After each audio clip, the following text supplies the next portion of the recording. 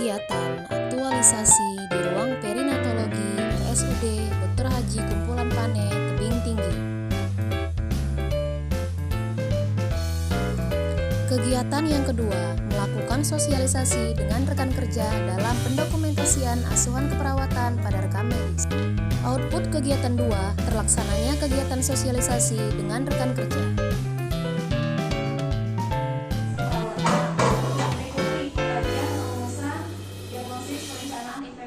Evaluasi keperawatan.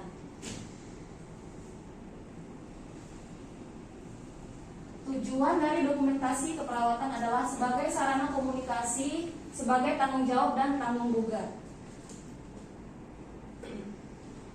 Prinsip-prinsip dokumentasi menurut Allen tahun 1998, tersedianya format untuk dokumentasi. Dokumentasi dilakukan oleh orang yang melakukan tindakan atau mengobservasi langsung. Dokumentasi dibuat segera setelah melakukan tindakan, catatan dibuat kronologis, penulisan singkatan dilakukan secara umum, mencantumkan tanggal, waktu dan tanda tangan dan nama perawat. Dokumentasi akurat, benar, komplit, jelas dan dapat dibaca dan ditulis dengan tinta. Tidak dibenarkan menghapus tulisan pada catatan dengan teks dan menghapus tinta atau bahan lainnya. Jadi di sini kan sebenarnya pendokumentasian yang kita lakukan, kita yang melakukan tindakan keperawatan, kita seharusnya yang menulis, ditandatangani, terus dokumentasi dibuat segera setelah melakukan tindakan. Jangan ditunda-tunda. Setelah kita lakukan tindakan, langsunglah kita catat untuk menghindari lupa. Terus catatan dibuat kronologisnya. Penulisan singkatan dilakukan secara umum. Maksudnya secara umum di sini kayak misalnya PCT. Secara umum kan kita udah tahu paracetamol atau OMZ, kita udah tahu ya OMZ itu kan secara umum singkatannya. Jangan pula kayak penitoin kita singkat jadi PNY gitu kan bingung nanti kawan-kawan kita yang baca gitu kan. Mencantumkan tanggal, waktu dan tanda tangan dan nama perawat. Tidak dibenarkan menghapus tulisan pada catatan dengan tipeks. Jadi sebenarnya kalau misalnya salah, dicoret aja terus ditandatangani, baru ditulis lagi yang benar. Ya seperti itulah kira-kira. Tahap-tahap proses keperawatan, yang pertama pengkajian, diagnosis keperawatan, perencanaan, pelaksanaan, dan evaluasi. Pengkajian yang pertama adalah data subjektif dan data objektif. Data subjektif diperoleh dari hasil pengkajian kepada pasien dengan teknik wawancara, keluarga, dan tenaga kesehatan lainnya serta riwayat keperawatan. Data objektif diperoleh dari hasil observasi, pemeriksaan fisik, hasil pemeriksaan penunjang, dan hasil laboratorium.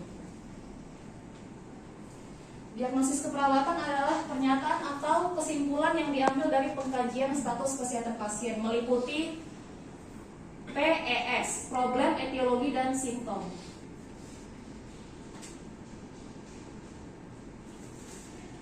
Perencanaan atau intervensi merupakan suatu proses penyusunan berbagai intervensi keperawatan yang dibutuhkan untuk mencegah, menurunkan, atau mengurangi masalah klien.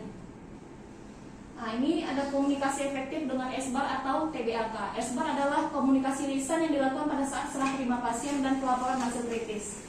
Prosedurnya, situasi meliputi nama pasien, umur, lokasi, tempat dirawat pasien, masalah yang ingin disampaikan, tanda-tanda vital, kekhawatiran petugas terhadap kondisi pasien, kemudian background meliputi riwayat penyakit pasien, asesmen masalah saat ini atau hasil penunjang yang sudah dilakukan, rekomendasi apakah ada saran dokter atau apakah diperlukan pemeriksaan tambahan.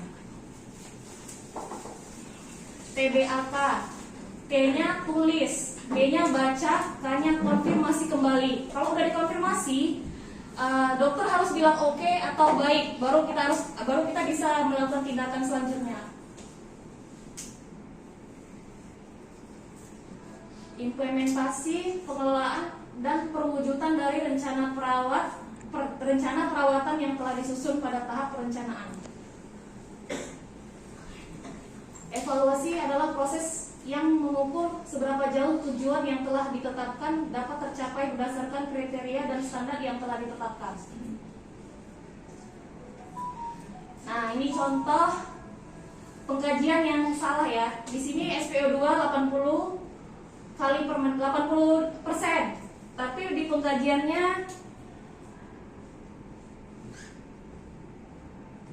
Di hasil pengkajian dia buat respirasi, pola nafasnya teratur. Kalau udah 80% seharusnya kan pola nafas tidak teratur ya, apnu atau disnu ya bisa jadi ya. Ini salah ya berarti ya, teratur dibuat pernapasannya.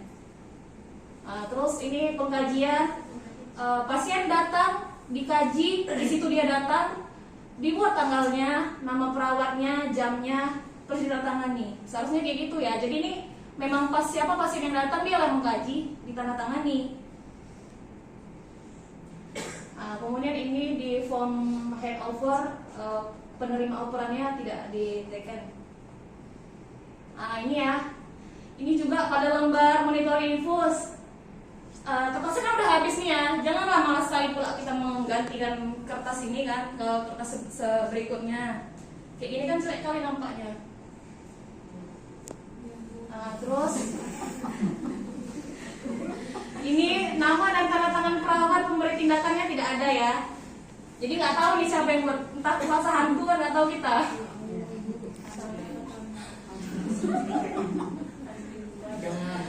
Ini juga nggak ada tanda tangan. Terus kan kalau misalnya pemberi tindakan keperawatan, apa yang kita berikan? Jangan pula pemberian diet ASI garis miring PASI. Seharusnya apa yang dikasih? ASI atau PASI jelas saja. Pemberian ASI 20 cc itu, jangan pemberian ASI garis miring PASI. Jadi kan ini bingung orangnya. Apa yang dikasih tadi? PASI kan, jadi oh ASI atau PASI ya. Jadi kan bingung ya, aturannya harus jelas-jelas. Nah ini juga ya di catatan CPPT, profesinya harus dibuat. Ini profesinya apa? Dokter atau perawat atau bidan, nggak tahu kita nih ya profesi. Nanti CS kan. Nah ini tadi tanda tangan lagi ya.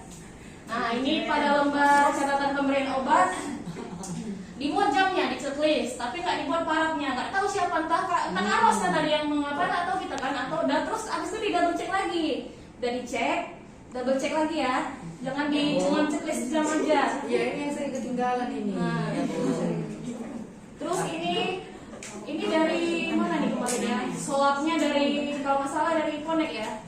Nanti lain kali kalau misalnya kita orang Connect buat di asesmennya dia buat diagnosa medis, perhatikan lagi, nggak boleh dia diagnosa medis dia, harusnya kan diagnosa keperawatan. Dia buatnya asfiksia neonatolog. Ini nggak apa-apa, diganti aja, suruh ganti kalau misalnya salah. Siap. Nah, jadi ini moto dari pendokumentasian asuhan keperawatan ya. Tulislah yang kamu kerjakan dan kerjakanlah yang kamu tulis. Ya, terima kasih ya. Sekian dan terima kasih. Assalamualaikum warahmatullahi wabarakatuh. Waalaikumsalam warahmatullahi wabarakatuh.